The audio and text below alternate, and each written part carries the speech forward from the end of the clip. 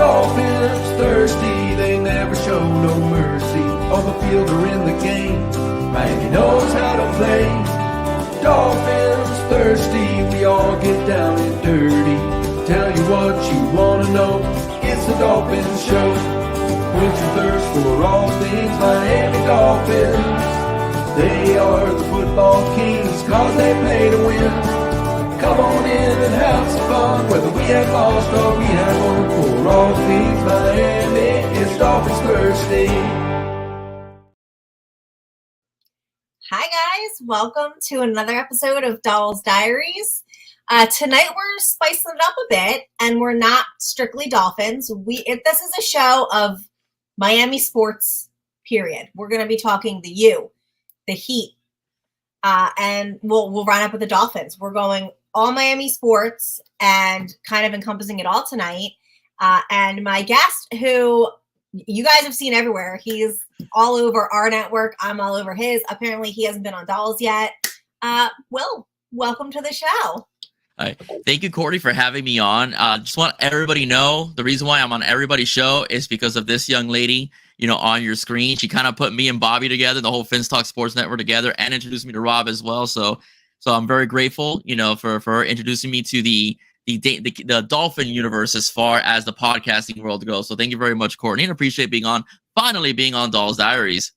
Of course. No, I love networking and connecting everybody, and I think it's fun. I love seeing everybody be friends and make, each other's shows better and kind of network more. It's been a blast. And I'll thank you because you had me on first. Yeah. So we're gonna go right into it. Hank's in the thing. I don't know if anybody knows my love of Hank. He wants to network too. We can have Hank on Dolls. I would love to have you on Dolls Diaries. Hank has had me on his show numerous times.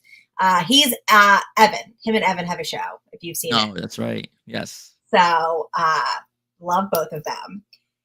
So we're gonna talk the U. If people don't know, I'm a big U fan. Will's an even bigger U fan because I really just like catch a game and have the gear, but I don't have it in me to follow, the recruitment. It's a whole different level from the NFL. So kind of where's the U at right now? Like, where are they in the process of getting ready for next year? Do they have the full team yet? Are they still recruiting guys? Yeah, well, I mean, college football is one big soap opera if you really want to get technical, the way it's become, from recruiting to the transfer portal. And the Miami Hurricanes just currently finished, their spring game, which was about a week ago. And I was very impressed with what I saw as far as the spring game goes from Cam Ward, who is a transfer portal quarterback that was brought in from Washington State, the most highly coveted quarterback in the transfer portal. Mark Cristobal and staff was able to pull him in. He looked really good in the spring game. According to ESPN stats, he threw for 300 yards and 3 touchdowns with no interceptions.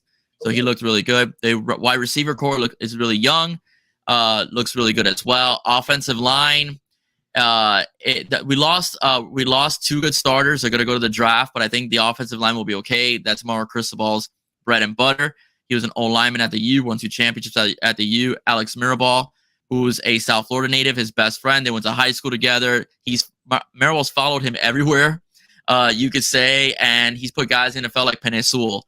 So he's had some success doing it as well.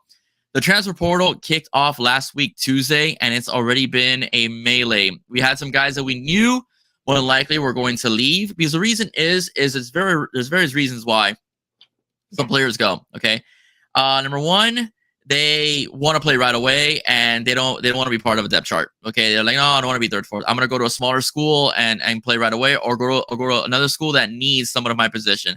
That's one thing. Okay, number two, some of it has to do with NIL money. If they feel they can get NIL money somewhere else that's better than what they're getting at the current university, they leave as well. Okay, number three, coaches feel like, listen, thank you for coming to our school. But we feel like the younger guys are gonna beat you out, and we don't want you to waste your time. Waste your time here. So they'll have a heart-to-heart with the player, and that player will find another place to go. Or even our coaching staff has been known for helping players find other schools that may suit their needs. Okay, that's another thing as well. And lastly, one of the main reasons why there is also a transfer portal and why everything comes together is because you have a cap on scholarships. If I'm not mistaken, it's 85 scholarships. Currently, the University of Miami is over, I believe, 10. So they're kind of telling some players, listen, if we may need you to go, you can go. Or some players are like, I'm going to go elsewhere, which has happened already today. We had 2 major bombshells. 2 guys that we thought were going to be Canes this season are not. And Jarrison Harrelson Hunt, who was a rotational defensive lineman, beast of a guy. Whenever he was in games, he was very much on top of plays. Today he's hitting the portal. And one of the top defensive ends in the 2023 class came in with a beast known as Ruben Bain. Jaden Wayne, we just found out today he's also hitting the portal as well. So he's going to be gone. So those 2 shocked me. But that's why when people ask me, what do you think the record's going to be as far as it goes? I'm like, I have to see how the rosters look by May or June, because it's happening with everybody. Georgia's losing guys, Texas loses guys, Florida State loses guys, USC loses guys, Michigan loses guys. It's a plethora of players just transferring everywhere. Right now, I think the U's in good shape. On paper, I still think they should win 9 or 10 games based upon their schedule. You don't have Clemson or North Carolina this year. You have your quarterback. You have a solid running back core. You might pick up the best running back in the transfer portal now, Damian Martinez, who averaged 6 yards per carry over at Oregon State. Kid is a beast. Okay, he's a cross between, I would say, a Derrick Henry type, where you can't hit him high because he'll run you over, and a little bit of I can say LaDainian Tomlinson, but like a Darren Sproles type of kid, the guy that he's very shifty and elusive.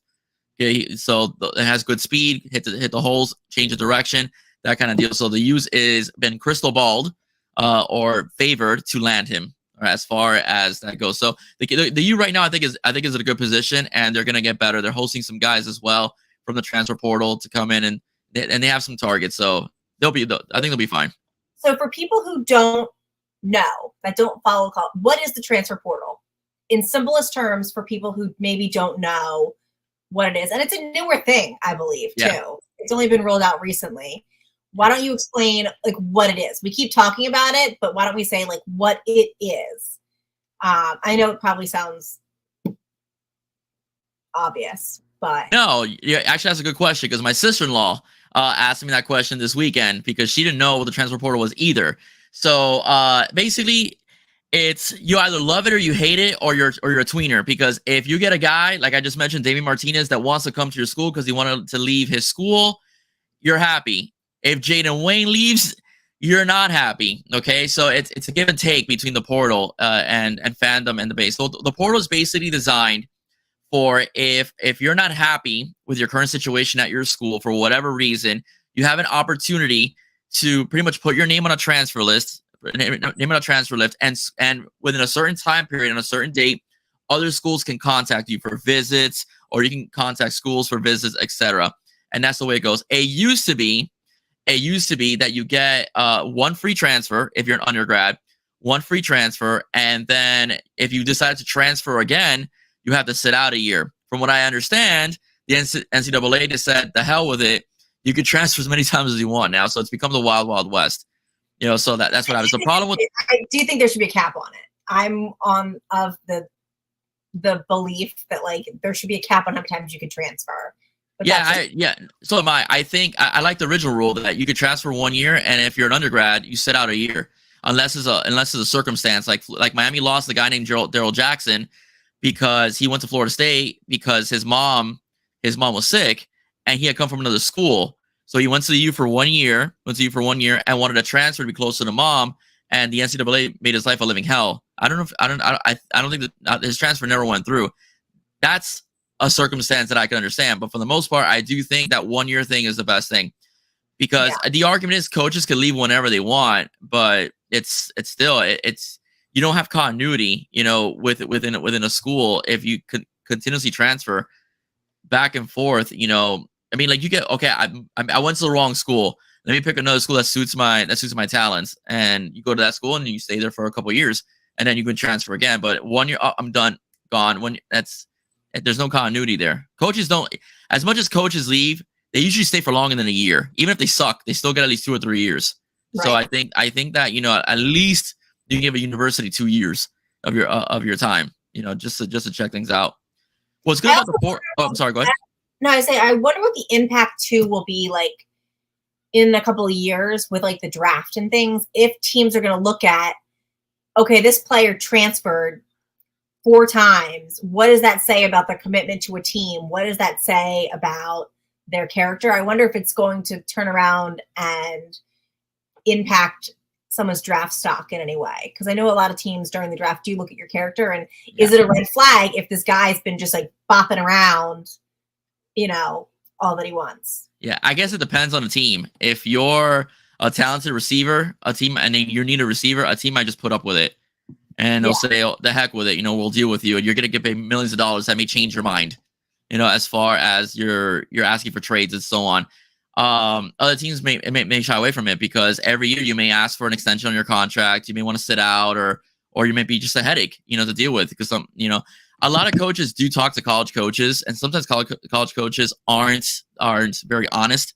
That happened with us with was even that bust that we had few years ago that Jeff Ireland traded all the way up to number 2, and we were like, who the hell did you just pick? That defensive end from Oregon.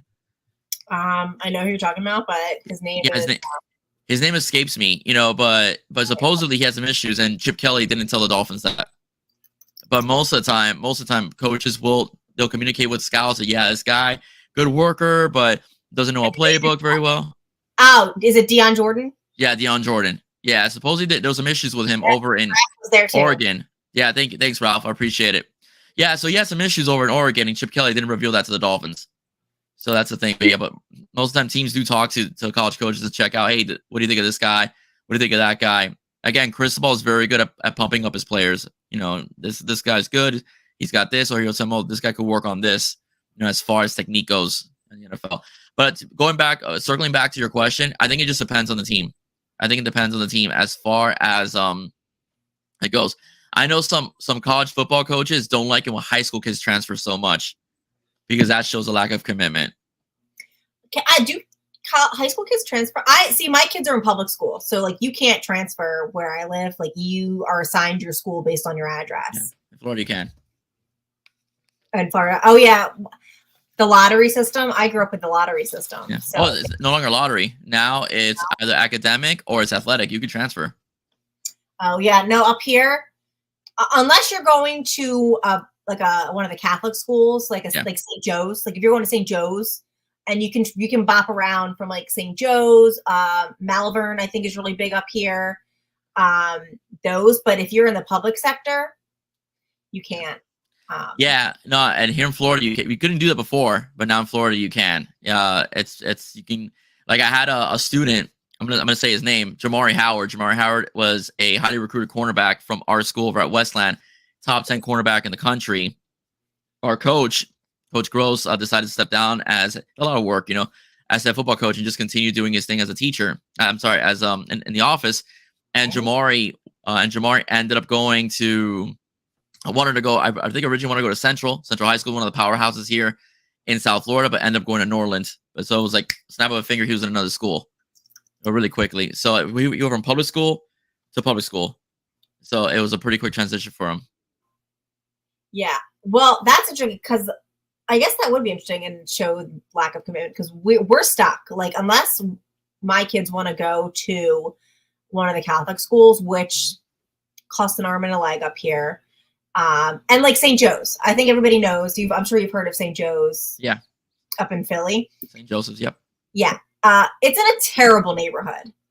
And what they do is they have kids, not really kids in my area, but they have kids that aren't near Philly, probably like 40 minutes. I know a guy who literally had to take the public bus to like a few stops to a train to get down to St. Joe's. And like, it takes these kids like an hour and a half to get down there. Yeah. But it's all so that they can play football, but it's not in like a great area, but they have a great football team. The public schools hate them because they poach the best players from all the public schools. Yeah. Because the public schools, we can't recruit. It's address based, like you're stuck with who lives near your address.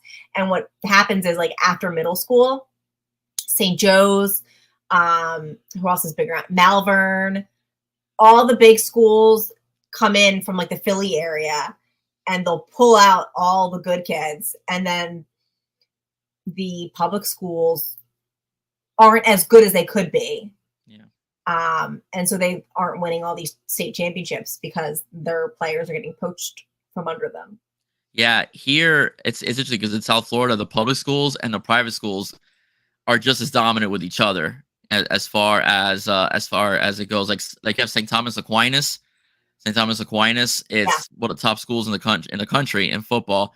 It can have some fights, with Central, which is a public school and is one of the other top schools in the country as well.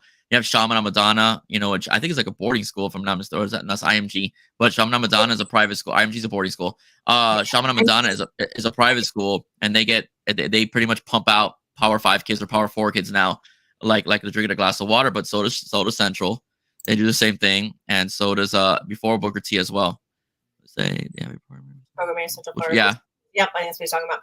Yeah, up here in PA, you don't choose your school unless you're going to a private school.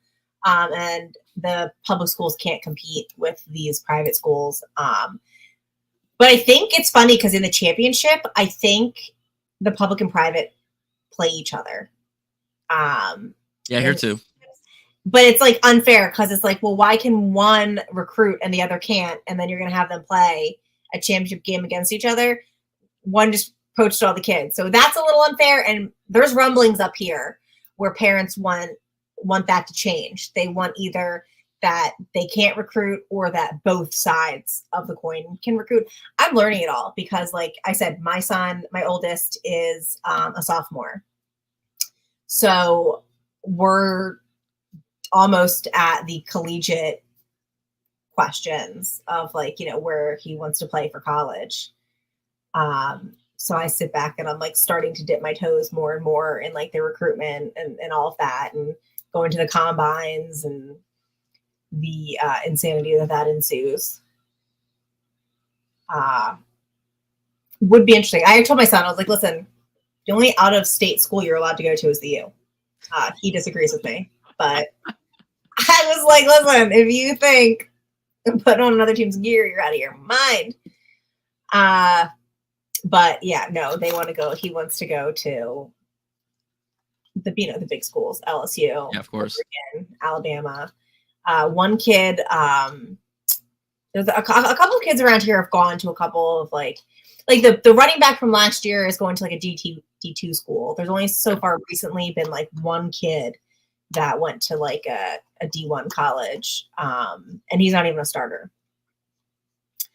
But yeah, I don't know. I'm figuring it out because I learned that like these combines are important because I guess these high school kids are getting ranked for the colleges to pull these kids and look at them. And so, social media too.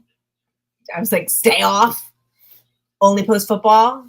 So is there anybody in the portal other than who you've already named that you would like the U to get? Like, I don't know. Do they put down what schools they want to go to? Yeah, there's some guys put down a list. They'll put their top 5 and so on. They'll do a list like that. So it's just speculation of where they think they're gonna go based on past relationships. Like for example, the kid I like is Anthony Johnson. Anthony Johnson's a defensive back. You need some depth at defensive back. Anthony Johnson played in Western Kentucky. I'm sorry, forgive me. Well, he did play at Western Kentucky, but they do need that. But another defensive back out of Marshall as well. The U is eyeing. His name is Dione Hill. He played cornerback. He used to play for Lance Skidry, the defensive coordinator for the U. Used to be defensive coordinator over at Marshall. So that's a guy the Canes are looking at as well, Dione Hill, because we need depth. We have very young cornerbacks as well. That also haven't been tested. So that's something that we're trying to shore up on as well. We're recruiting heavily though this recruiting cycle, the defensive back position. We're recruiting DJ Pickett. His cousin just signed with the U, Booker Pickett Jr. Kid's gonna be a beast. DJ Pickett is. You have to get that kid like as a safety, or you can play him at nickel. He's just a flat out beast. You need to get that kid. Like that kid needs to be a Cane. Okay, there's like no argument. You seal that deal. Okay, you got the family already at the U. You make that deal. So you got to get DJ Pickett. Chris Ewald Jr. is all but yours. He decommitted from Michigan. Another Chaminade Madonna guy. Loves the University of Miami as well. Cornerback as well. Throw son Daniel is 6'2" and wants to play at the U. Pray it happens. What position? What position, Dad? Yeah, we're interested. We're intrigued. Yeah, what position though? Now I'm curious. What position? Is he 6'2"? Is he built like a Devonta Smith skinny receiver, or is he like a big bulky? Could he play linebacker? Is he a quarter? Like what are we investing in him? Do you want to send highlights? You can send us highlights. Tight end. Oh, that's pretty good. He could be probably from his height. He's a Jeremy Shockey flex type. So more than likely he'll be used in pass catching situations. Dad Dean, am I right? You gotta let me know. Because we just got Brock Schott. Brock Schott is 6'2", and he's a flex tight end. And he also played defensive end as well, and he had 19 sacks as well. So it doesn't work out from a tight end. Huh? I'm saying his son, your son Daniel, what's his 40 time? Is he fast? Is he slow? Is he going to be like a slow Kelsey, just there for like a big body in the middle of the field? Or can he, flex and get some speed on him? Because Miami loves speed. Yeah, Brock Schott is fast. If you look at his huddle video, the kid's a beast. He's an absolute beast. And he's a good defensive end, too. He had 19 sacks. Right, playing two-way, playing tight end, and also playing defensive end. So the U has the U. It's pretty cool the way the U did it this year. They got a 6'7" guy, to block a tight end, and there's some scouts say they should put him at tackle because he's he's a blocker that he will get you and he will drive you to the ground. He's one of those blockers. He's an intense blocker. Yeah. And then they got the guy that's flashy, which is Brock Schott, which is about Dad's son's height, 6'2", has smooth hands, has a good double move, can go deep, could go down the middle of the field, could take a hit, break a tackle. Right, as well. And again, what the hell? Put him on defense. If you need a sack or two, you could do that as well. So, what's our running back situation looking like? Very solid. My favorite position. Yeah, very solid. Our best running back is nursing a nagging injury. We just lost a 4 or 5 star that 2 years ago. Travante Citizen. He hit the portal. Everyone thought he was going to LSU's from that area, but he had a very nasty knee injury. And he was showing some recovery, but he decided to hit the portal as well. Some weren't too shocked because we're looking at Damian Martinez, Mark Fletcher. When he comes back, he's going to take RB1 snaps. And we have some really good young guys. We have a guy named the Hellcat, Chris Willie Humphrey, off of Deerfield Beach, ran for 2,000 yards and barely got a 4-star in some cases. We ran for 2,000 yards. We have Chris Johnson, who is absolutely electric as well. And running the football. Stars, by the way, I don't like the star system because there's some kids that like get very low stars, and I'm like, this kid's phenomenal. Yeah, it's super flawed. I've destroyed it on my show, and when I've had other content creators for the U on my show, we've wrecked it too. Ruben Bain had almost 100 sacks. He could not get a 5th star. And when I asked Alex Dono from Locked On Kings, shout out to Alex Dono, I said, why can't he get his 5th star? Oh, because he's 6'2". So he doesn't fit that measurable. The way the star system works in a lot of cases is that they measure these kids from NFL standards. As far as bench press, as far as height goes, weight goes, all that, and stats come into play. Some of the other. I'm like, you cannot tell me that Ruben Bain is a 4-star recruit, and then somebody else is a 5-star recruit. When Ruben Bain almost had 100 sacks to end his career, and the other one had like 25. It's the eye test is the best thing to go by. It's just unbelievable. And, and lo and behold, Ruben Bain was I think, rookie of the year in the ACC from all defensive players. He's just a flat out beast as well. So that's Jaden Wayne, the kid that just transferred. He had a 5-star on him. He commits to the U. They dropped him a star. For what? No explanation. They dropped him a star. They demoted his star when he signed on with the U, or he committed. He dropped a star. But Ruben Bain had better numbers than him coming out of high school. But Jaden Wayne is like 6'5", with like almost a 6'8" wingspan, as far as that goes. So they gave Ruben. That's why he had a higher ceiling than Ruben did, as far as the star system goes. So it's super flawed. Yeah, I don't love it. My friend's brother, my friend's son is he's declaring. I think he's declaring this year, okay. And he got 3 stars. And I'm like, the kid's great. I don't know how they get stars, but he's not looking at. He's a wide receiver where there's a ton of competition coming out of high school. Yeah. But shout out to Andre Devine because he's great. My kids were training with him in December, him and his dad, who are like family friends. So I wish the best of him, but I don't think the U wasn't looking at him. but he got a 3 stars. My son is 0, but he's a sophomore. Oh yeah. So But I mean, he'll get a star if eventually. If we'll see. he should get a star or two. I think he'll get a star Well, too. his school sucks. No, like the problem is that we're very suburban, and so they're not very competitive. And the head coach has been there for like 25 years. He's complacent. He's never changed his playbook. And it's just like he wants kids to come in, plug into his system, and he's not changing his system for the players that he has. And therefore, he hasn't won a championship since before I went there to high school. And so I was like, well, and it's doing a disservice to the kids, because if he would change the plays and have plays that fit the kids, I think that they could do better. He doesn't really coach up the kids. And I think that does these poor kids a disservice. Yeah. No, I totally agree with you. I have a philosophy. I said good coaches, great coaches thrive and good coaches die. That's my philosophy. Great coaches adapt. Nick Saban was Mr. I formation, offset tackle, have 2-3 wide receiver sets, occasionally do shotgun, won championships with it. But the minute Lane Kiffin got in there and they want to run more of a spread, the numbers, and it wasn't even that much. But when they went from, like, let's say 36 points a game to 42, Saban's now full spread, or was full spread before he retired. He embraced it. He totally embraced it. You have to, especially because you can't control, and especially the high school level, you can't control the next class that you're going to get. No, you can't. There's no recruiting. And so you have to be able to adapt and be like, okay, last year we had, a superstar wide receiver who ran a 4.3. Like, the kid was lightning fast.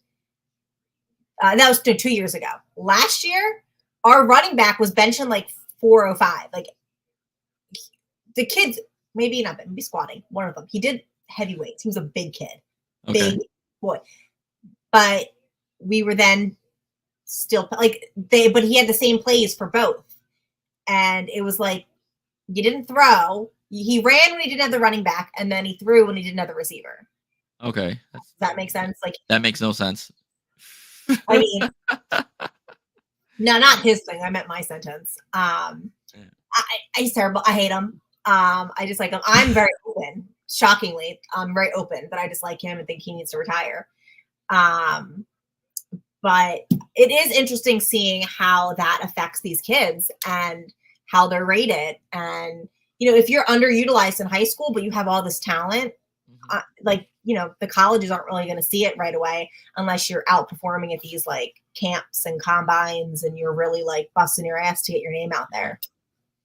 Yeah, like for example, a comparison. Shula, when he was coaching the Dolphins, Shula had Mercury Morris, had Larry Zonka, and had Jim Kick for years. Ran a smash mouth 2,000-yard back season. Bob Greasy was a solid quarterback, Hall of Famer, but if he threw 15 passes a game, it said a lot.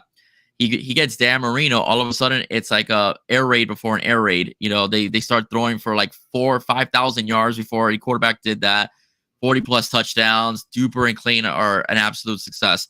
Shula adapted well on offense, not so much on defense. I think he was behind the curve on defense, but on offense, he adapted. He adapted to what he had.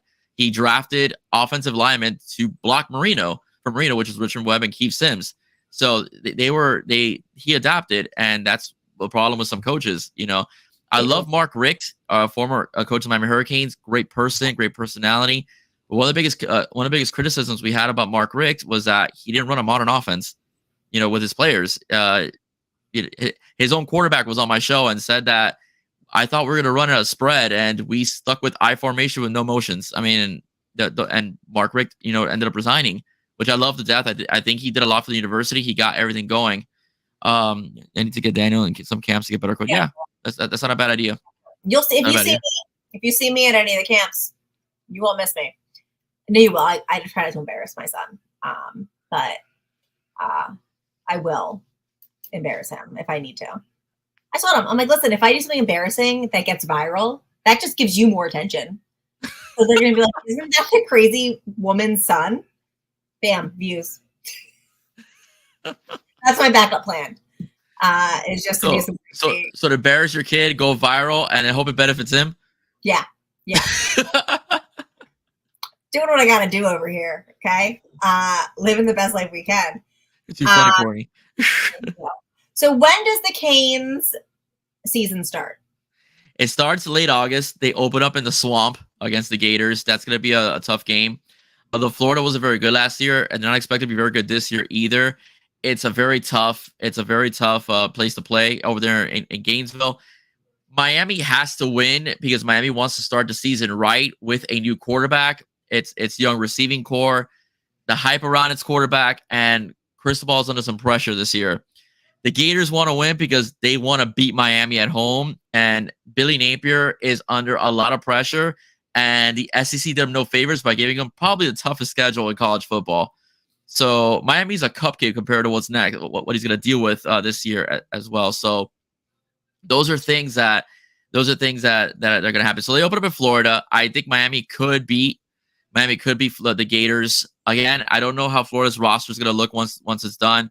But from what I've heard, Graham Mertz is their quarterback. He will be their starting quarterback, so we'll see what happens. Graham Mertz is a conservative type quarterback. He'll throw it deep occasionally, but I do think it's more the play calling by Billy Napier than more Graham Mertz. So, but he's not athletic, but he's not a statue either. So if you're not careful, he could, move enough where he could throw on you. So you got to be careful with him. The front seven or the front six, depending on what Guidry wants to play, is going to have to put a lot of pressure on Graham Mertz because, again, we're still not so sure how the defensive backfield is going to hold up because we do need some more bodies on the defensive backfield. Although we have some good players. We have a Damari Brown, who was a stud coming out of American Heritage. He's going to lock up that boundary. I have no fears over him, but I think Miami needs one more stud corner. Corey Couch is going to the NFL. Sorry, I forgot. Daryl Porter is also a stud too. Okay, Daryl Porter. I forgot about Daryl Porter. The Canes fans will kill me. You forgot about DP. Daryl Porter is a stud. He could lock up that boundary as well. Damari's still very young, but I think he could do his job. But again, safety. We'll see how Mish Powell does. We'll see what happens. But I think the Canes' weakness is the lack of depth in the defensive backfield. That's basically what I'm saying. So we have to make sure that we pressure as much as we can because that'll just make the DBs look better. No, I think it's a great plan. Yeah. I'm not. So are you a big Cristobal fan? Are you on the Cristobal train? I like Coach Cristobal. Let me tell you. Okay, listen. I like to look at coaches. I like to look at. Hear me out. I don't hate him like I hate Fangio. So like he's good. Okay, good. So he's not at that doll level, where it's just I can't be in the same room with you, Vic Fangio. Yeah, okay. No, he's not on site. No, right. No. Oh wow, on site. There we go. All right. Well, the thing with Coach Cristobal is his career's an enigma because if you look at his record, you're saying, like to quote you, he's a mid coach, but at FIU, if anyone went to FIU, like I went to FIU before I went to the U as a grad student, FIU does not support its football program very well. It really doesn't. He got FIU its first bowl victory, and he got FIU's first 4-star recruit, which you probably know as T.Y. Hilton. T.Y. Hilton went to FIU. He did that, and FIU had his first. And people argue that he was fired, without just cause. In my opinion, they fired him because they thought they could get Butch Davis, and Butch ended up going to North Carolina, and they ended up getting. I think it was at the time it was North Turner's brother Rod. And Coach Cristobal ended up, from Miami as assistant head coach over to Alabama with Nick Saban. Then he goes into Oregon. Has a couple 10-win seasons, wins 2 Pac-12s, wins 2 Pac-12s, wins a Rose Bowl as well, gets Justin Herbert to be a top 10 pick. I don't care what anyone says that he handcuffed Justin Herbert. Look at Justin Herbert's numbers, his quarterback rating, touchdown to interception ratio. They had a very balanced offense. He was really good, over at Oregon. I'll take 34 touchdowns and 6 picks anytime. I can't see that. What does it say? Justin Herbert's not at Oregon. He wasn't mid. Not at Oregon. Mid. Not at Oregon. He already peaked in college. Courtney, they don't win the 2 Pac-12s or the Rose Bowl without Justin Herbert's arm. Justin Herbert peaked in college, and now he is mid. He peaked very well in college, okay, because he got paid, all right, as a top 10 pick. So he does that. He comes to University of Miami, and it's much to be desired. He flatlined a bit on the coaching staff his first year. First of all, 5-7, too many all-stars on the coaching staff, didn't work out. He revamped his coaching staff, went 7-5, should have been 8-5. Again, young players, the infamous knee will always haunt him. Will always haunt him as well. This is his year. He's got to take what I call the Mike Norvell jump, the coach of Florida State. He's got to win 9 to 10 games. And without Clemson and North Carolina on the schedule, you should get there. 9 to 10 win games. If you get 9 to 10 wins, you're in a good direction. And the thing is, Courtney, this is what makes Cristobal, again, an enigma. He finished 5-7, 7-6, and still 2 top 10 recruiting classes. Still 2 top 10 recruiting classes. And I'm not talking about these kids aren't, they were 5 stars because no. These guys are dogs. Like every single freshman that has had an opportunity with Cristobal has been successful, has played well, or they're shining in practice, or they're making noise.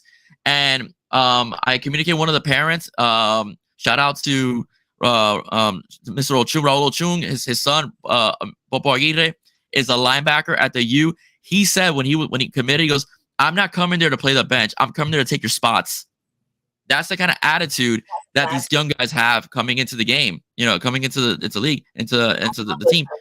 And that's great. And that's great. You got some pit bulls on that squad.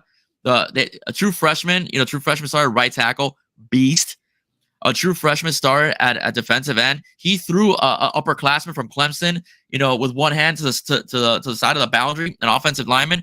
Clemson that has still good recruiting classes, had a very solid right tackle, threw that right tackle to the side. These freshmen are, when given opportunities, they're beasting out. And I'm very happy I'm seeing that. So again, he needs that 9-10 win jump. He needs it. Because if not, people aren't going to buy in. Transfer portal. He's not going to get a top 10 class. He needs that jump. There's no reason why he can't get 9 to 10 wins. There's no reason why he can't get 9 to 10 wins. He's got the quarterback. He's got the running backs. He's got a solid line. He's got beasts coming out of defense, the defensive end position in a passing collegiate system. You can't ask for anything better. You have freaking beasts coming from each side of you. Like, who are you gonna block? And a blitzing linebacker. Just look at these guys. Look at Cameron Bobby Pruitt, a freshman who's making noise in practice. Look at his huddle. It's like he's a missile with his feet. I mean, that's what you got coming in now. So I'm excited. But you need 9 to 10 wins. It's anything less is unacceptable. Unacceptable. And kids want to play for winners. Absolutely. So you can be drafting but if you're not winning, these kids aren't going to want to come for you. No, they want to go. They want to win championships. They don't want to go to a crap team. He's a gentle giant. I mean, that's not a bad thing. Look at Troy Polamalu. I use him as a great example. A beast on the field, flying, the most soft-spoken, well-mannered guy off the field. So if you have that switch and you can turn it on during the game, there's nothing wrong with being a gentle giant off the field, because I use Troy Polamalu all the time as a great example. Yeah. And my kid, my oldest, is he's not a smack talker. He's not dancing or goofing off. He kind of just goes, keeps his head down, grinds, leaves. He's not going to be the one goofing off, or even on the sidelines. You'll find him just quietly standing there, but he performs well. My middle is a lunatic. He called a ref ass during the 7-on-7 game. He intercepted the ball. He knocked the ball out from a kid on 7-on-7. This is a 2-hand touch league. He looks the kid in the eye and does the seatbelt buckle thing to him. That's pretty dope. My middle's a lunatic. But yeah, having that dog in you, I think, really takes somebody from just pure talent to just, you need that aggression, especially the bigger you get, the bigger the hits are. And I like a nasty, down in the trenches, will bulldoze you over type team. The old you, think the Michael Irvin you, where they were just they bullied you and laughed in your face. Yeah. That's what I like. Yeah, no, me too. And the Owen Canes, I think Dorsey got sacked once the whole year as well. And they had Clinton Portis at running back. They had Frank Gore backing up Clinton Portis. Those teams were Yeah. beasts. And they threw it on you. They did whatever they wanted. They threw on you or they ran on you. Pick your poison. You want us to throw on you? You're gonna play 7 back? Fine. We'll run up the middle against you. Stop us. Those are the kind of teams I like. I love that. Yeah. And I think we're getting there. And again, like I said, with Cristobal, like I look at coaches and I look at their body of work. I don't just look at a season or two. I look at their body of work, and I'm very optimistic. And with Cristobal, he's an enigma, because you look at his record, you're like, what's wrong with you? But then you look at some things he's done, as far as seasons go, and people he's put in the NFL and some titles he's won. You're like, oh, okay, I get it. So we'll see. But like I said, it's a make or break year for him. He's got no excuse. You have your coordinators are in year two. You got your top transporter quarterback that could run and throw. You got some studs at wide receiver. Even if you don't go portal, You got studs at wide receiver. If not, you got the freshmen coming in are studs too, as well. And you got a good running back core, and you're about to get a beast coming from the transfer portal. There's no reason why you can't get 9 to 10 wins. Right to the Dolphins and McDaniel. A lot of people are saying this is also going to be like a make or break year for him. Winning a playoff game, actually pushing the Dolphins into postseason. So it's kind of funny how the college and the NFL, I think, are mirroring each other a bit in that way. The Dolphins, we have the receiver, we have the quarterback. Whether you guys think he's the long-term quarterback or not, we have the quarterback in Tua. Yeah. And, we have the stud corner. We have a stud safety now. We have 2 stud safeties now. Yeah. It's kind of like I see it's kind of funny that they're mirroring each other in this way of both coaches really need to prove it by winning games. That's really what it comes down to. Yeah. And I like Mike, and I like the fact that Mike said, or Coach McDaniel said that he's open to having someone else call plays. My issue is not his play calling. My issue is a couple things. Number one, his plays take too long sometimes to get into Tua's ears because all that motion he likes to do. That's number one. And number two, I felt this season when he faced opponents that were a challenge, he rolled back his creativity. And that's not what we saw when they faced the Commanders, when they faced the Giants, when they're bullying them, or even the Broncos. Right. When they're bullying them, he rolled back his creativity. And that's his first year. He wasn't like that. They had a play called F It. Yeah. that they use on Baltimore, where it's like, okay, we're down by 28, bomb it, just bomb as much as you can. And that's aggressive. I don't think you should have gotten to that. Just bomb it.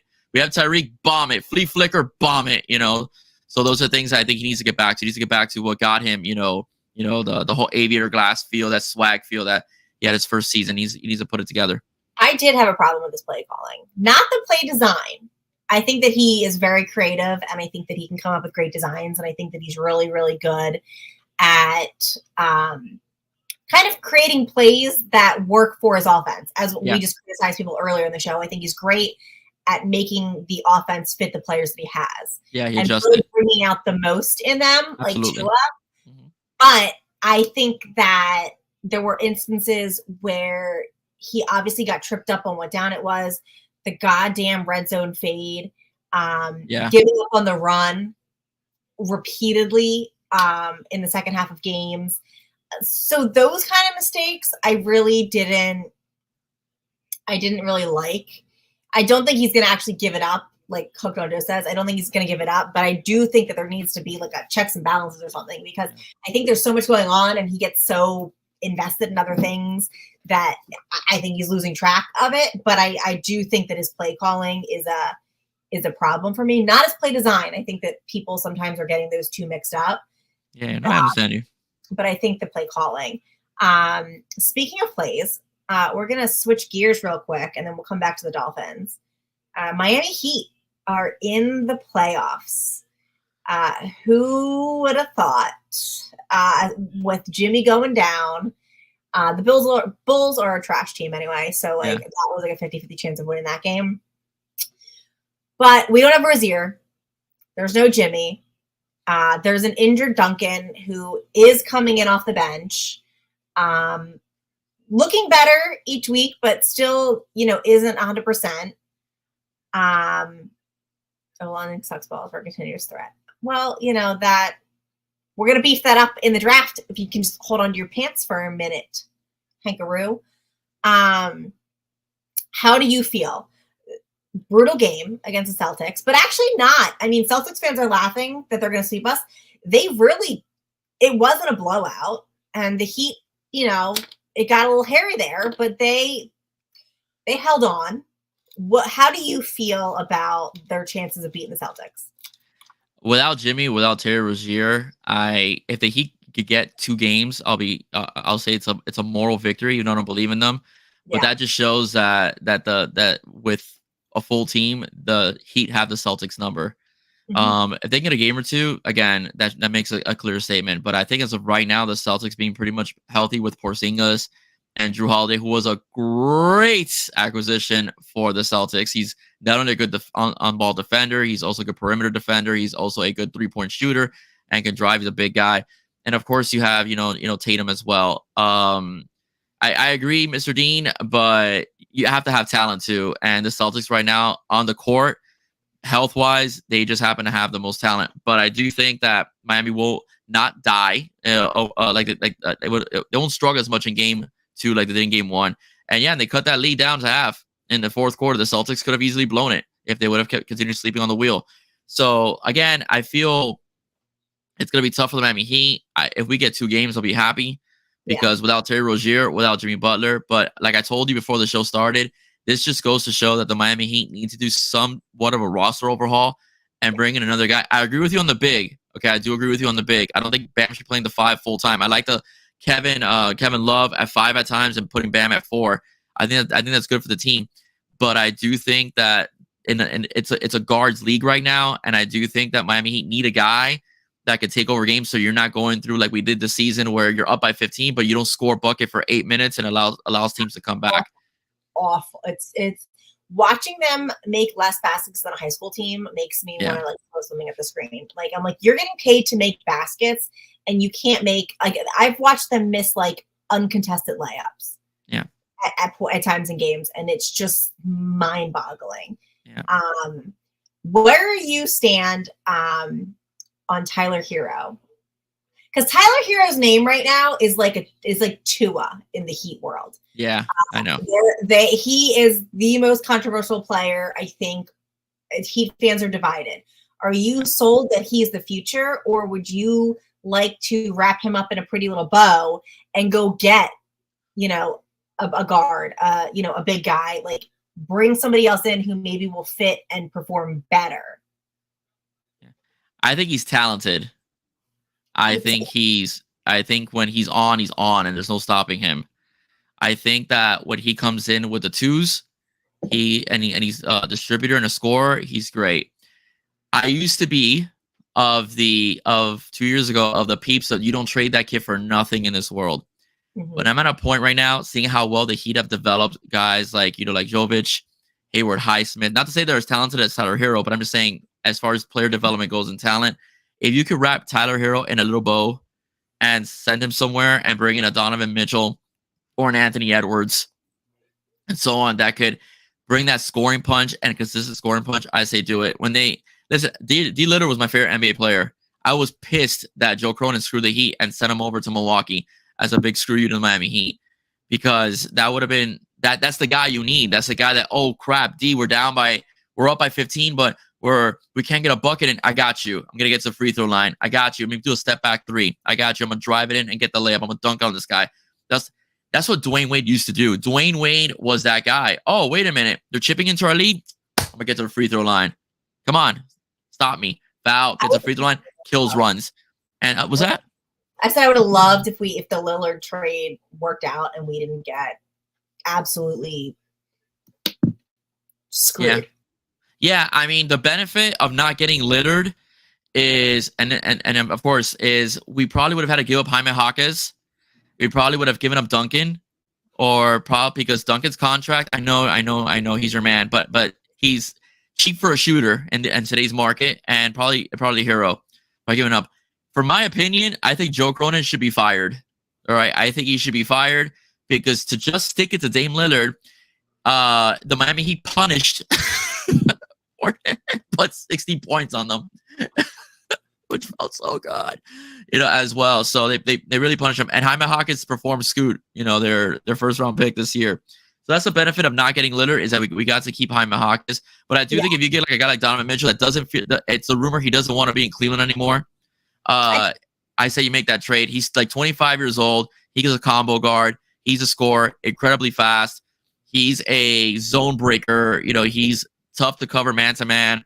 And I think he'll help out Bam as well, because he drives in, opens the lane up for Bam. You get an alley-oop, opens the lane up for somebody else. You get Duncan for three. I do think that if they can get something solid for Tyler Hero, I say trade him.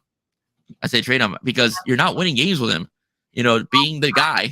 Tyler Hero was sold to me, I don't know if you too, as Jimmy's replacement. Like, he was going to take over the reins when Jimmy's gone. That's how he was sold as. Mm-hmm. And if that's what you're selling me, last year he was hurt, wasn't in the playoffs. Jimmy went Hemi mode and destroyed everybody in his path. So now we don't have Jimmy, but now we have a healthy Tyler Hero, and he's supposed to be filling Jimmy's shoes. And against Philly, he was like, 9 for 28? Like, he absolutely was like, couldn't make a basket. And I really don't think that I just don't think that he has the same presence and leadership and directional, aura that Jimmy has on the court. He plays better off the bench. We've been fighting that all year. When he starts, I feel like we're going to lose. I just don't. He's good. He's talented, but I don't think that he is. I don't think he's the future of the Heat. I don't think that he is going to be what we need. And I know that people argue this. This is a very touchy topic for people, but I just don't like. If he was that guy, then I feel like he would have led us a little more. That's actually great. A kid amongst men. I feel like I feel like Jaime has a better presence and a more dominant play on the field than Tyler Hero. Yeah. But that's just my personal opinion. No, I agree with you. I think Jaime he's already a player because he was developed in college. He's already that guy. All you're going to see from Jaime is improving on his game. So as he ages a little bit, the jump shot will get better. The layups will come easier to him. The defense will come easier, because as you get older in the NBA, the game slows down for you, especially if you're kind of in the peak of your career. So that's where I see Jaime as. I see Jaime as possibly the future of the franchise. Unless they bring in an Anthony Edwards or a Jimmy. Anthony Edwards, because he likes Coach Spo.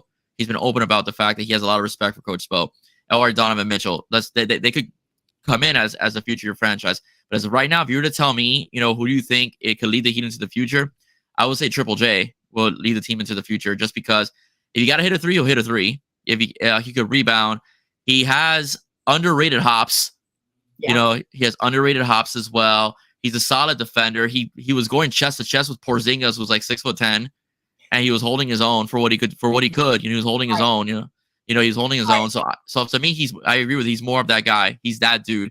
He's that dog. And Tyler Hero is that dog, but Tyler's just not consistent.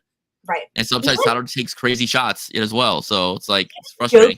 I really like Jovic for being a young. He's 20. I know, for being such a young kid. I have high hopes for him. Like, the more he develops, but even him being so young and what he's doing out there, I think he's impressing me. Yeah. But the problem is that I feel like Tyler should be standing out above the crowd, and I think that I feel like he's like right there with the rooks, and I feel like he should be. And when he's on, he's on, but I think he's off more than he's on. Yeah, I wouldn't say on with the rooks. I wouldn't say that, but I will say that he's not that guy. Like, he's not, and he has and the thing is, he frustrates me because he'll suck for 2 quarters. He'll suck for 2 quarters, and then he'll turn on in the fourth. He's just like that.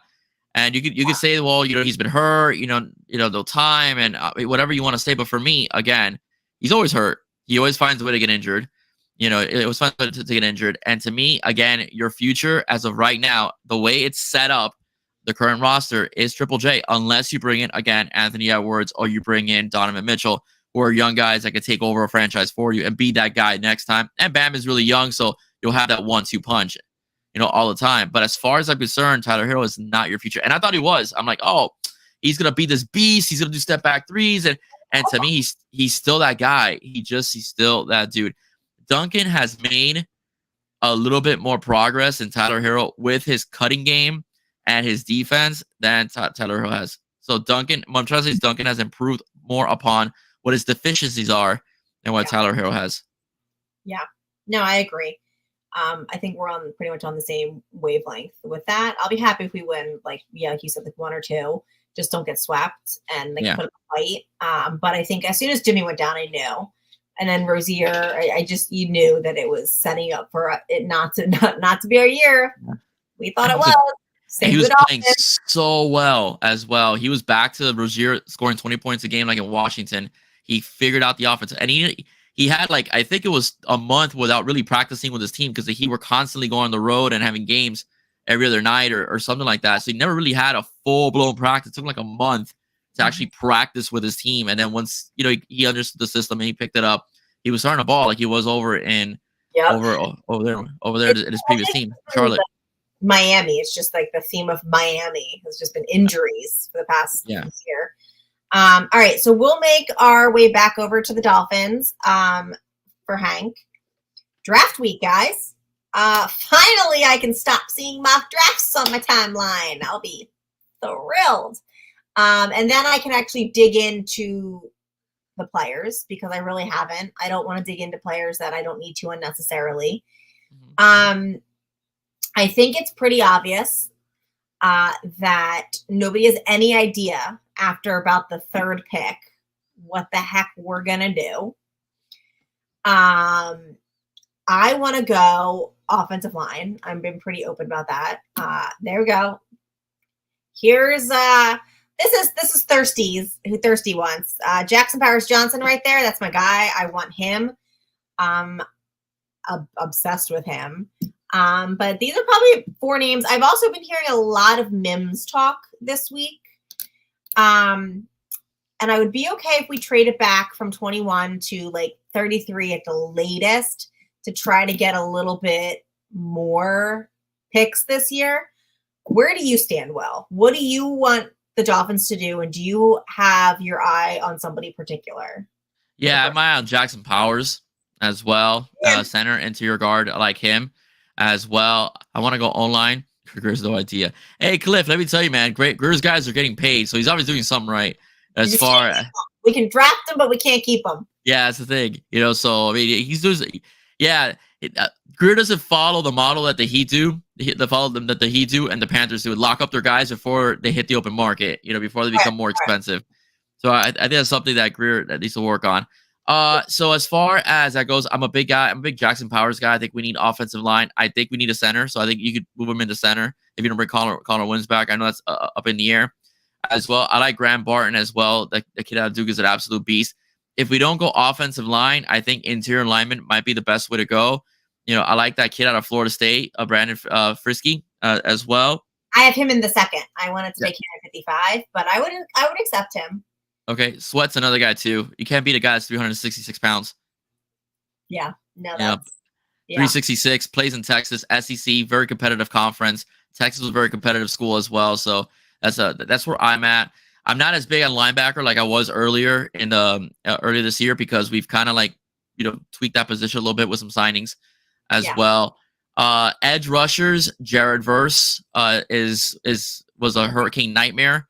He's a beast. So I think you could if you want to go Jared Verse, you could do that as well as far as edge rushers go. I'm sort of jumping on the Xavier Worthy train. I saw the only problem. Courtney, did you see him run routes? Yeah, I've seen his hands. Now do you want Worthy as our wide receiver 3? Or the only way I'll accept Worthy is a 5th round pick to replace Braxton Berrios returning my kicks. By the way, I'm not saying Xavier Worthy in the 1st round. I'm just speaking in general in the draft. Okay. Do you want him as wide receiver 3 though, or do you just want him for special teams? Because I'll only accept him on special teams. He is not wide receiver 3 material. Would be a great return man though. I like him at 3. The only problem with him is that he can't go up the middle in the NFL. He'll get killed. He's 165 pounds. That's my only problem with him. He's good. He'll be good for screens, and he'll be good for Insanity. How are you? He'll be good for screens, and he'll be good if you want to send him deep to open things up in the middle of the field for someone like Waddle or Tyreek. You know, to be able to catch the ball and make a guy miss and take off. He's electrically fast. He's got pretty. I don't think that he has a great vision. I don't think he has a good vision of the field. I don't think he has reliable hands. I've seen some questionable drops from him. I don't think we need more receivers that drop. But because he's fast and because they just changed those kick return rules, I would accept him as a, role special teams player. Because anything has to be better than Berrios. Tegan lasted like 15 years in the NFL, so he had a pretty successful career. I'm not saying draft him in the first round. Is in the Hall of Fame. Devin Hester, absolutely. Yeah. I would clone Devin Hester every day of my life and keep him absolutely. No, Devin Hester was an absolute beast, the greatest returner of all time. But I'm saying, I'm not saying draft. I don't want Worthy as the 21st pick. Okay, that's a little high, but I do think that he wouldn't be a bad. Okay, maybe not 5th round, but I don't think he'd be bad as far as at 55 is very important. Actually, yeah. I would like to have a safety there. Jordan Poyer's only got like a 2-3 year contract. I think if you could draft someone in the draft, whether it's Cam Kitchens, from the University of Miami, or get my list out here as well, or Javon Bullard out of Georgia. Javon Bullard out of Georgia, that wouldn't be a bad idea either. And Georgia produces very good players. I'm sorry, go ahead. Adonai Mitchell. I don't know who Adonai Mitchell is. I'll have to look him up. I'm not as draft conscious as like yourself or Bobby as well. Draft conscious? That's hysterical. I had Ian on last week. Great guy. If you guys don't follow him, he schooled me on the draft because I was like, I need somebody to tell me because I'm not super draft conscious. I just know who I want us to get, like position wise. But I don't have time. That's a lot to research every player at every position to figure out who you want. I don't have time for that. Josh Wingate is amazing.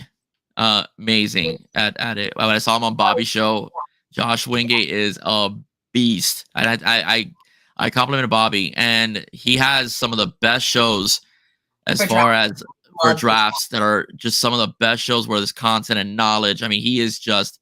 But he's put together that crew. It's just amazing. I learned a lot from those guys. It's their bread and butter. They eat. They do it.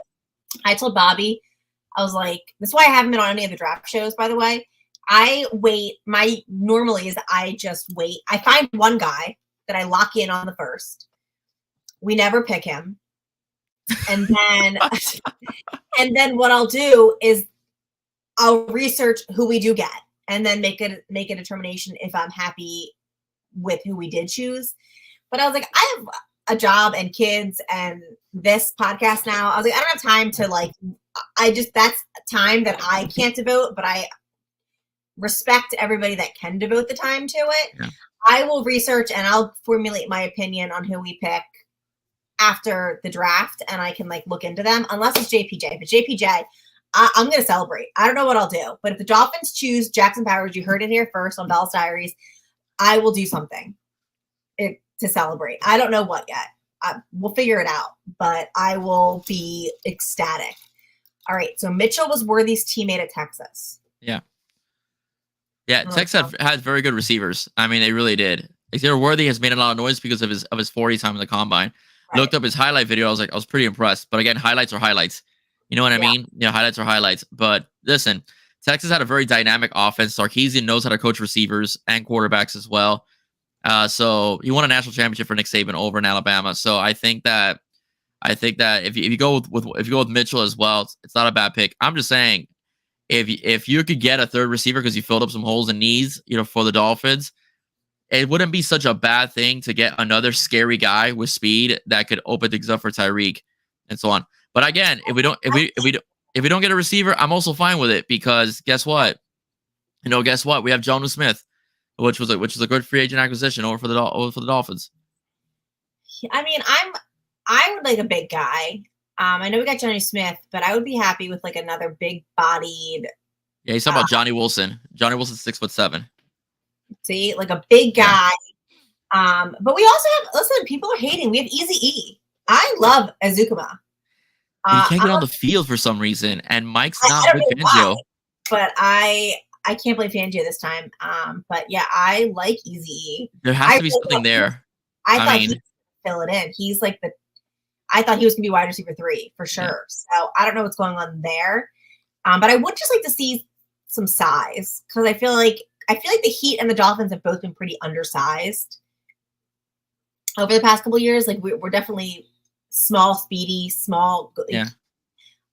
Let's beef it up a bit. I know we're fast, but like we still need, and people come at me for this, we still need that big dog running back. My 3rd and 1, my like bulldozer Derrick Henry. I love Achane. I love Mozart, but neither one of them are they're my speedy, agile. They're not my big 3rd and 1, Marshawn Lynch, Yeah. Derrick Henry types. I would really like, I don't know if there's any in the draft, but that's a piece that I think we're missing on the offense. Yeah, I think Chris Brooks was supposed to be that guy, but it hasn't really panned out. He's supposed to be the beefy guy supposed to get the first down. So which play I miss? I miss Alec Engold getting that quick sneak. Do you remember that play the first year of Mike McDaniel, where he would go in motion and get under the center quickly, and then they snap it to him and he get the sneak in? Yeah. I actually missed that play. That always worked. And we went away from that. Yeah, I don't know why. Because I don't know why. What's this now? Cole Bishop, the safety from Utah. He's Jordan Poyer with better. Well, if we get him, I will watch the tape. Because if we don't, then I'm just going to get my hopes up. And then Tucker's a well coach too. See, there's like this is the problem with the draft, and I feel like it's why the draft shows can go for hours. Is there's just so many options, and then we know who we want, but it's all going to be dependent on how the board plays out ahead of us. And I still think my money's that the Eagles are going to try to jump in front of us to get Jackson Powers because Jason Kelce just retired. And I think that they see, he's been compared a lot to Jason Kelce. And I could see the Eagles trying to make a move for Jackson Powers. I don't think he's going to be at 21. I think if we wanted Jackson Powers, we'd have to jump up. And I think a lot of Dolphin fans want us to jump back so that we can get more picks. Because, that's going to be the 3rd and 4th, like from 2 to 5. It's a lot of talent that you are going to watch get off that board. So if you could just get something, it'd be important. I think it could be tremendous. But that's just where I stand on it in my limited draft knowledge. I'm not a drafty. That's why I went on hiatus a little bit. I was like, there's no news right now, and I am not nearly. You don't want to look at me for the draft information. Yeah. My thing is more recruiting, as you could tell. I'm more on the recruiting side of things. Who's coming, who's going, and so on. Who's a good player, who's not. And I have a good team of friends, on Twitter that's also their bread and butter as well. So I learn from them as well. So I'm able to. Recruiting also heats up a bit more in the summertime. So you get more knowledge and more players as time goes on. So that's more my speed. Well, I'll be hitting you up when my son needs to start getting recruited. Not a problem. To get some tips. I'm like, what should we be doing?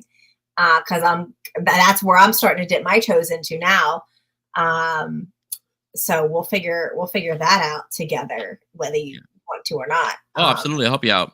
It also depends on his coach. A lot of coaches send tape to the university, so he has to nag his coach a little bit.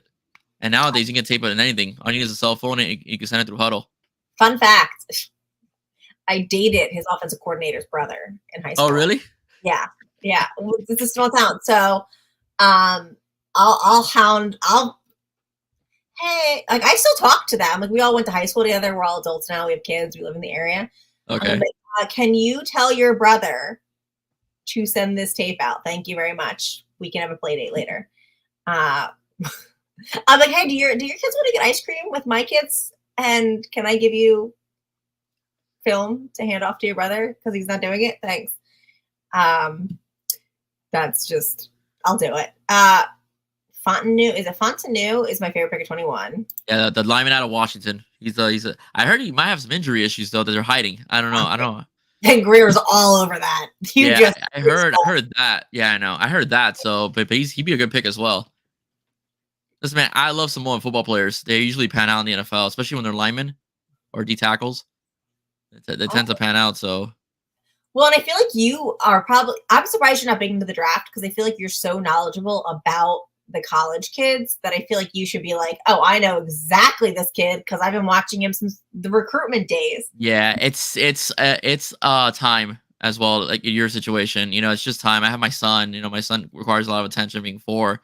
As Yeah. well. I'm a teacher as well, and I have to play husband, father, and podcaster. So it's a lot of different hats I have to wear. If I was in my 20s, I would have been like, yeah, I would have been drafting. I would have been Bobby Showing. I would have been Josh Wingate. If I in my 20s, I would have been like, yeah, this guy out of USC that would have been me, as well. But it's like life happens and things change and so on, and you kind of as this my niche is not just Canes. It's also I spread myself out a little thin sometimes because I want to be able to give Dolphin coverage as well.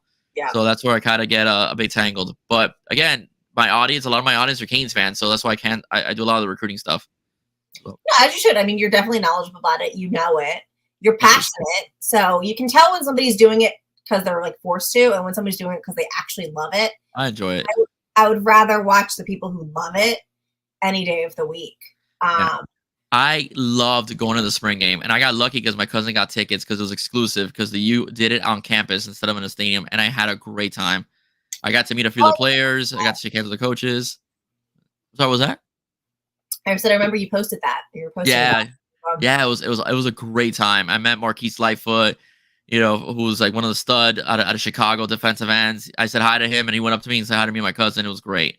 Did you slip them all your card? Be like, hey, I have a podcast. I'd love for you to be on it. Yeah, it's funny. It's funny. Recruits are very hard to get. My buddy Chalupa Batman does a great job to the point that they're calling him now. But Chalupa's a bit younger, and I've tried reaching out to recruits, and some of them, just being teenagers, they don't really respond that well, or they say they'll do it and they don't do it. And I don't want to be that 44, 43-year-old man, trying to get in contact with teenagers. Listen. So I'd rather just have you guys on the air. I've had a couple teenagers try to slide into my DMs, players. Yeah. And I responded to be like, I could be your mother. Don't do this. Behave. No, like absolutely not. But if you want me to be like, hey, no, but I will go on Will's podcast with you. That'll be my next response. Oh, there you go. There you go.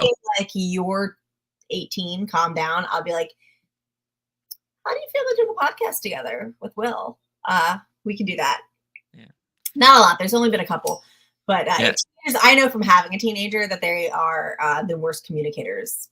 Oh yeah, they totally are. They totally are. And so let my buddy Chalupa, handle that. He's not 30 yet. I just don't think so. He's not 30 yet, and he's gotten to the point where now players are like, hey, are you gonna have me on your show? So he's gotten that kind of popularity with recruits. He has, I think, much shout out to Chalupa Batman.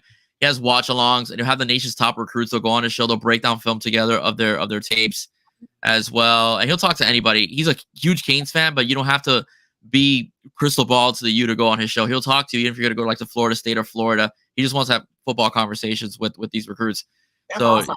and he's done very well. He's on a rocket ship right now. All of us are like in low season because there's no football and spring practice just ended. He's just popping out subs like crazy because everybody wants to hear what these kids have to say. So sure, that's yeah. So he's doing really well. So that's his thing. I told him. So. Well, all right. So tell us where we can find you.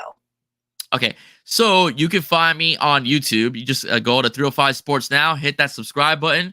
All right, I have a lot of content. Okay, and my show again is very multifaceted. I break down, the Dolphins. I break down the Canes. I break down the Miami Heat. I'll occasionally dabble into local MMA because I formed a partnership and a friendship with 305 Fights TV. So when they have events, I occasionally cover the events for them and I put them on my YouTube channel. I've had some of their fighters on my show. If you like MMA, you may see some rising stars in the future. So that's one aspect of things. Número dos, okay, as well. Okay, so again, like I said, I cover Canes. I also do interviews as well. I've had people, I've had all kinds of podcasters. I've had former NFL players on my show. So if you want to find out, what's up with them, what they're doing, check it out as well. I have occasional shorts. You'll be entertained. Believe me, you'll be entertained. So subscribe, 305 Sports Now on YouTube. And also you can find me on X. Thank you, Courtney, for having my handle down there at William Padron at 305 Sports Now. Right. So Yeah. Follow and follow me. I'll follow you right back. Yeah, Right, Will's Courtney? great. Will's great. You'll see if you guys haven't noticed, me and Will troll each other in the comments of each other's shows, and he's a great follow. He's a great guy. I highly recommend you following him. Appreciate it. He followed me. I followed it. We, and here we are. And this won't be the last. I'm sure he'll be back on with Thirsty. He's always on Finstock Sports Network. We're always collabing. We're always on each other's shows. So keep a lookout for all of us. We really do enjoy talking with each other and sharing our passions and teaching, as today, learning things you didn't know, because it's okay. Some people fight. It's okay to be like, hey, I don't know much about this, but you do. Let's have a talk and teach me. And we go from there. But as always, thank you guys for joining. And I'll be back on Finstock Sports Network. We are live streaming the draft. So night 1 will be me. I think Thirsty's popping on. Evan, come over to Finstock Sports Network, because we will be doing live draft coverage. My first year doing it, so if I be prepared. But I'll be on there too. Bobby reached out. Yeah, Bobby reached out. I think I'm doing the 3 nights, so we'll see how that goes. Oh, I didn't see your name on the chart. I have to look at the chart. I think you redid it, but you'll see what I just say. I was like, you'll see us again. Yep, definitely. Couple days. As always, though, fins up. Go Heat, go Panthers, and till next time.